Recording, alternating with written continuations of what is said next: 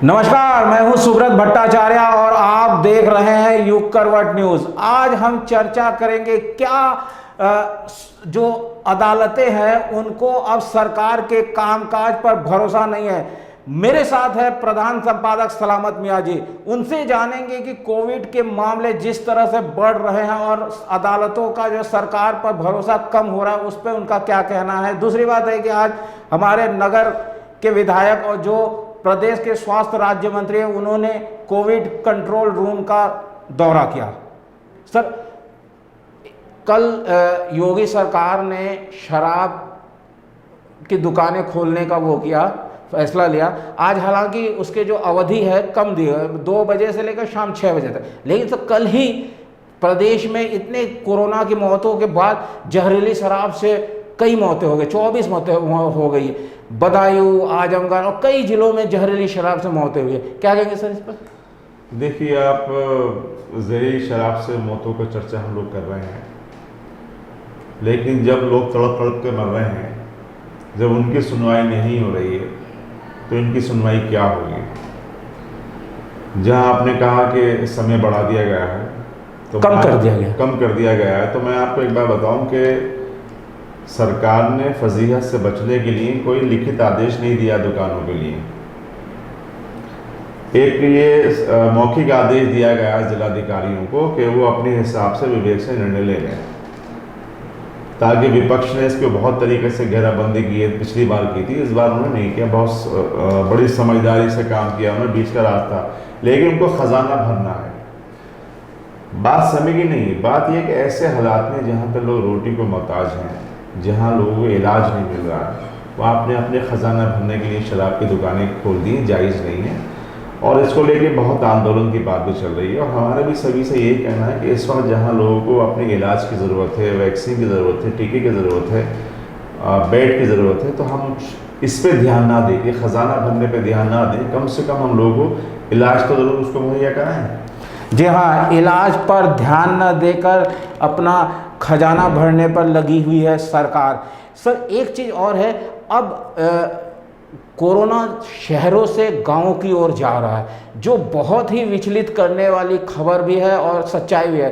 गांवों में, मेरठ के आसपास के गांव में, मुजफ्फरनगर के आसपास, बागपत के गांव में बहुत सारे कोरोना से मौतें हो रही है।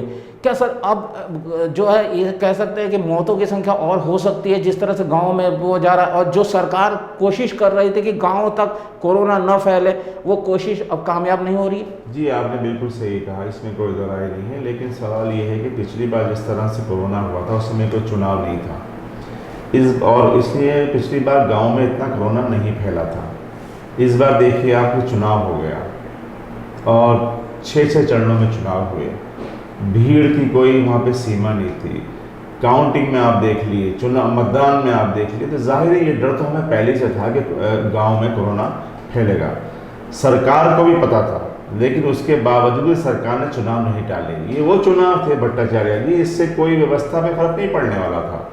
ये कोई ऐसा चुनाव नहीं था जिसपे कि अगर आप नहीं समय पे कराते तो कहीं ना कहीं व्यवस्थाएं ठप हो जाती हैं। आज भी देखिए आप कि जब रिजल्ट आ गए और सरकार के जब जो पार्टी है उसके बारे में थोड़ी कम सीटें आई हैं, तो सरकार अब चुनाव नहीं करा रही है। अब पंचायती राज मंत्री का सीधा कहना है कि अभी फिलहाल चुनाव नहीं होंगे। तो सवाल ये है कि सरकार ने पहले से कोई ध्यान नहीं दिया और उसका खमियाजा भुगतना पड़ रहा है। और ये जो गाँव में केसेस बढ़ रहे हैं ये बड़े खतरनाक हैं। सही बात तो ये है कि सही तस्वीर गाँव की मीडिया में आ भी नहीं रही है, ये बिल्कुल दबा दी जा रही है। जो लाशें मिल रही हैं, जो लोग दाह संस्कार कर रहे हैं, कहाँ से आ रही हैं, ये बहुत खतरनाक है। और सरकार को अभी तक सबसे बड़ी बात आप देखिए, गांव में कोई भी टीम सरकार की मॉनिटरिंग के लिए नहीं जा रही, नहीं है। तो हमारा यही कहना है कि सरकार से कि कम से कम गांव की तरफ देख लें। अगर ये मौतें वहां शुरू हो गई तो फिर क्या भयावह स्थिति होगी, आप समझ नहीं सकते। जी हाँ, मौतें अगर इसी तरह जारी रहे तो क्या भयावह स्थिति होगी। सर, एक हाईकोर्ट ने भी इस पे सवाल उठाया था। हाईकोर्ट ने भी सरकार से पूछा था क्या चुनाव, जो पंचायत चुनाव है, वो कुछ दिनों के लिए टाला नहीं जा सकता। अगर उस समय सरकार टालने का फैसला ले लेती तो आज ये तस्वीर देखने को नहीं मिलती। देखिए, सरकार ने तो कोशिश की थी एक बार, उसके पॉलिटिकल मायने थे, कोई कोरोना के लेकिन नहीं की, लेकिन उस पर फिर उसमें कुछ राहत उसको नहीं मिली। देखिए, चुनाव तो कराना इनके लिए सबसे बड़ी भूल होगी। और आप छोड़िए यहाँ की बात छोड़िए, आप वेस्ट बंगाल देख लीजिए, आज वहाँ क्या स्थिति हो रही है, कितनी भयंकर स्थिति है। वहाँ तो देश के मंत्री और प्रधानमंत्री तक लगे थे। तो सब बातें जो हैं कागजी हैं, ये कुछ नहीं है। लोगों को अपनी कुर्सी से मतलब है। जी हाँ, लोगों को या नेताओं को सिर्फ अपनी कुर्सी से मतलब है। एक बात और है, शायद ऐसा लग रहा है कि अदालतों को अब सरकार के कामकाज या उनकी जो रिपोर्ट होती है उस पर भरोसा नहीं है। ये वजह यह है कि अदालत हाईकोर्ट ने, इलाहाबाद हाईकोर्ट ने सभी जिलों में कोविड सेंटर नियुक्त किया और उनके जो मॉनिटरिंग ऑफिसर होंगे वो अदालत से नामित अधिकारी होंगे। सर, ऐसा पहली बार हो रहा है। बिल्कुल आपने सही कहा। देखिए, जिस तरह अदालतें संज्ञान ले रही हैं और पूरी मॉनिटरिंग अब वो करने लगी हैं। सबसे बड़ी बात यह है कि हाई कोर्ट में जो शपथ पत्र गृह सचिव की तरफ दाखिल किया गया है उसमें उन्होंने इस बात को मान लिया है कि हमारे पास दवाइयों की कमी है। उन्होंने ये भी माना है कि हमने टेस्टिंग कम कर दी है। इससे बहुत नाराज हुई है अदालत, नाराज हुई है। और हाई कोर्ट ने अपने जो आदेश है पैरा नंबर 2 में इसका उल्लेख भी किया है। आप जाके देखिएगा, अदालत का जो आदेश है पैरा नंबर 2 में इस बात का उल्लेख किया गया है कि जो सरकार ने ये बातें रखी हैं। तो जाहिर है कि सरकार की जिस तरह की दावे की जितनी तैयारी की पोल थी वो उनके एफिडेविट में खुल गई है। इसीलिए माननीय न्यायालय ने जो है ये 75 डिस्ट्रिक्ट्स में जो है ये कमेटी बनाई गई है। इसमें एक CGM का स्तर का अधिकारी और जुडिशल मजिस्ट्रेट और ADM वगैरह रहेंगे।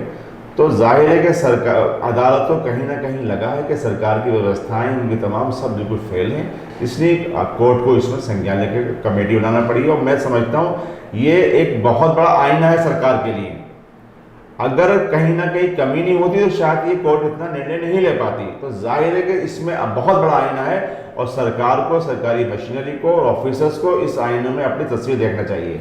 जी हाँ, सरकार को अपनी तस्वीर देखनी चाहिए। एक सर, ये जो विपक्ष बार बार ये कह रहा है कि जो मौतें सरकार बता रही है वो उस मौतों से कहीं ज़्यादा मौतें प्रदेश में हो रही है, कहीं अदालत के जो ये आदेश है वो उसकी विपक्ष के उस दावों को मजबूत तो नहीं कर रहे? नहीं, देखिए, विपक्ष का काम तो अपना कहना है और जो ज़मीनी हकीकत है वो सभी को पता है। ज़मीनी हकीकत यही है कि जो आंकड़े आ रहे हैं बहुत कम है और ज़मीनी हकीकत कुछ और ही है। जितनी मौतें दिखाई जा रही हैं उससे कहीं ज़्यादा मौतें हो रही हैं।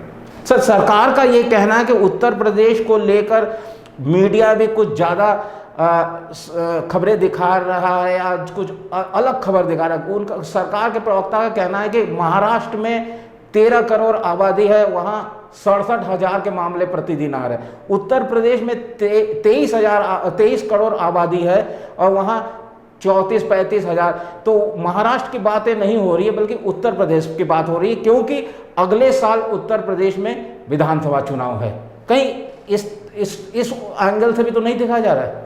नहीं, देखिए, बात तो ठीक है कि आबादी के हिसाब से अगर आप तुलना करेंगे तो फिर तो दिल्ली वाले कह देंगे उनकी आबादी बहुत कम है। बात आबादी पे नहीं जाना चाहिए या मौतों की संख्या पर नहीं जाना चाहिए। हम कितनी व्यवस्था कर रहे हैं हमें उसको देखना चाहिए। ठीक है, महाराष्ट्र में आबादी कम है, सब कुछ ठीक है, लेकिन उन्होंने कंट्रोल भी कर लिया। बस सवाल वो नहीं है, सवाल ये है, हम कह रहे हैं एक मौत भी हो रही है, क्यों हो रही है उसको भी हम जिम्मेदारी है ना। हम किसी पे मीडिया पर ना जाएं कि हमारी संख्या कम है या ज़्यादा है, लेकिन हमारी क्या जिम्मेदारी है, हम कितनी जिम्मेदारी निभा रहे हैं, हम कहाँ मॉनिटरिंग कर रहे हैं, हमें ये देखना चाहिए। हमें किसी संख्या में जाना चाहिए नहीं। कल से एक खबर आ रही है कि पूर्वांचल के कुछ जिलों में, कानपुर, गाजीपुर, बनारस, बलिया, वहाँ नदियों में लाशें बह रही है और ये लाशें कोविड मरीजों की लाशें बताई जा रही है। सर, ये कहा जा रहा है कि जो लकड़ी पहले उपलब्ध थी अब वो लकड़ी उपलब्ध नहीं है, जिस वजह से पहले जो दाह संस्कार 5-6 हज़ार में हो जाता था अब उसे 20-25 हज़ार खर्च हो रहा है, सारे लोग कह रहे हैं। तो कहीं ये तो नहीं है कि, और कुछ लोग ऐसा है कि बॉडी को इतना समय लग रहा है दाह संस्कार करने में, 12-12, 14-14 घंटे की वेटिंग, वो दफना कर चले जा रहे हैं नदी किनारे और पानी आते ही वो बॉडी नदियों में आ जा रही है। सर, ये बहुत ही खतरनाक ट्रेंड है, क्या कहेंगे सर इस पर? देखिए, अगर आप ये मानिए कि WHO ने कहा था कि पानी से भी फैलता कोरोना, अगर इसमें कहीं सच्चाई है तो ये बहुत खतरनाक संकेत हैं आने वाले वक्त के लिए। लेकिन मुझे सबसे ज़्यादा अफसोस इस बात का है भट्टाचार्य जी कि आज हमारे गुनाहों की वजह से, पापों की वजह से आज हम अपने को कांधा नहीं दे पा रहे हैं। हमें अपनों का दर्द नहीं महसूस हो रहा है, हम दुख दर्द में शामिल नहीं हो रहे हैं। तो जैसे आपने बात कही कि इतना महंगा दाह संस्कार हो रहा है, ऐसे में फाइनेंशियली बड़ी हालात ख़राब हैं, परिवार के लोग बॉडी ले नहीं रहे हैं, कुछ नहीं कर रहे हैं, तो जाहिर है कि वो बहा रहे होंगे, इस तरह से लाशें जारी होंगी। लेकिन ये बहुत बड़ा सबक वाली चीज़ है हम सब लोगों के लिए। ये हमें सबक देखना चाहिए इस मौतों से, जो ये हो रही है तस्वीरें, ये हमें सबक की बात है। हमें सबक लेना चाहिए कि आखिरकार हम कहाँ जा रहे हैं, हमसे क्या गुनाह हुए हैं कि हम अपने को कंधा भी नहीं दे पा रहे हैं, लाशें बहा रहे हैं, अंतिम संस्कार नहीं हो रहा है। इंसान का यही तो होता है कि आखिर में कम से कम उसको घर वालों का कंधा मिल जाए, उसका अंतिम संस्कार अच्छा हो जाए, तमाम जो क्रियाएँ हैं वो पूरी हो जाएँ, वो नहीं मिल रहे हैं उसको। ये बहुत गंभीर चीज़ है भट्टाचार्य जी। हम फिर यही कहेंगे कि कहीं ना कहीं हमसे गलती है, ऊपर वाले से क्षमा मांगनी चाहिए। जी हाँ, ऊपर वाले से क्षमा मांग लेनी चाहिए। सर, एक मुद्दा और उठ रहा है लॉकडाउन को लेकर। कुछ लोग अभी भी कह रहे हैं कि लॉकडाउन नहीं लगना चाहिए, इससे जो रोज कमाने वाले खाने वालों को बहुत तकलीफ हो रही है। कह रहे एक तरफ आप जो कोविड मरीज हो रहा है उनके लिए अस्पताल में व्यवस्था कराइए, दवाई दीजिए और उनकी जो भी ज़रूरत है उनको पूरा कीजिए। दूसरी तरफ जो गतिविधि है, आर्थिक गतिविधि है, उसको चालू रखें। इस पर क्या कहेंगे? देखिए, लॉकडाउन का जो तरीका इस बार का है और पिछली बार का था, जब माननीय प्रधानमंत्री जी ने अपील की थी, जब लॉकडाउन हुआ था, उसके लॉकडाउन में अब के लॉकडाउन में बहुत ज़मीन आसमान का फ़र्क है। ये आप भी महसूस कर रहे होंगे। तब चौराहों पे, सड़कों पे कोई भी बंदा बशर नहीं निकल रहा था, कोई दुकान नहीं खुलती थी, कोई फैक्ट्री नहीं खुलती थी, कारखाने बंद थे। लेकिन इस बार का लॉकडाउन बिल्कुल चेंज है। इंडस्ट्री खुल रही है, सिर्फ दुकानें तो आपने बंद कर रखी हैं, ट्रांसपोर्ट चल रही है। आप जाके देखिए, कहीं आपको लगता है शहर में लॉकडाउन लगा? गाड़ियाँ घूम रही हैं, स्कूटर घूम रहे हैं, गाड़ी सब घूम रहे हैं। कहाँ बंद है? छोटे दुकानें बंद कर दी। जो रोज़ कुआं खोद के पानी पीते हैं उनके लिए सब कुछ आपने कर दिया है। इंडस्ट्री आपने चालू रखी है, मजदूर तो वहाँ जा नहीं पा रहा, उसके लिए आपने पाबंदी कर दी है। तो लॉकडाउन या तो लगे तो पूरी तरह लगे, वरना इस लॉकडाउन का कोई ज़माना ही तो नाटकबाजी हो रही है। जी हाँ, ये लॉकडाउन का कोई महत्व तो नहीं रह गया अगर आप पूरी तरह से दुकानों या सभी चीज़ों को पर रोक लगाएंगे। आज उत्तर प्रदेश के स्वास्थ्य राज्य मंत्री अतुल गर्ग ने यहाँ विकास भवन में कोविड सेंटर का दौरा किया। इस दौरान उन्होंने कई खामियों को इंगित किया। उसी दौरान उन्होंने कहा कि नगर स्वास्थ्य अधिकारी जो है वो उनका भी फ़ोन नहीं उठाते हैं। समझिए, अगर मंत्री जी का फ़ोन नहीं उठाते हैं तो आम लोगों का फ़ोन कैसे उठाएंगे? क्या कहेंगे सर इसमें? देखिए भट्टाचार्य जी, सवाल ये है कि इस समय जो अधिकारियों किसी का फ़ोन नहीं उठा रहे हैं। जो केंद्रीय मंत्री हैं संतोष गंगवार, उन्होंने बाकायदा मुख्यमंत्री को चिट्ठी लिखी कि उनके स्वास्थ्य अधिकारी फ़ोन नहीं उठाते, डीएम फ़ोन नहीं उठाता, सीएमओ फ़ोन नहीं उठाते, बरेली के बीसीओ विधायकों ने लिख के दिया है कि हमें कोई अधिकारी फ़ोन नहीं उठाते। ये एक आम प्रचलन हो गया है कि अधिकारी किसी का फ़ोन उठाने को तैयार नहीं है। लेकिन बात क्योंकि यहाँ स्वास्थ्य मंत्री की हो रही है, अगर स्वास्थ्य मंत्री का फ़ोन उन्हीं के विभाग के अधिकारी नहीं उठा रहे हैं तो बड़ा गंभीर मामला है। इसमें एक सबसे बड़ी बात यह है कि अभी तक उनका कहना यह भी है स्वास्थ्य मंत्री जी का कि कोई लिखित शिकायत लोगों ने उनसे नहीं करी, वो एक्शन कैसे लें। तो ये बड़ा गंभीर मामला है और सरकार को उसमें सोचना चाहिए कि अगर स्वास्थ्य मंत्री का फ़ोन नहीं उठाएंगे तो फिर कैसे व्यवस्था चलेगी। जी हाँ, अगर स्वास्थ्य मंत्री का ही फ़ोन नहीं उठाया जाता तो व्यवस्था कैसे चल सकती है। आज के लिए बस इतना ही, हम फिर मिलेंगे। कैमरामैन वरुण और ऋतुराज के साथ मैं सुब्रत भट्टाचार्य, आप सभी का नमस्कार। नमस्कार।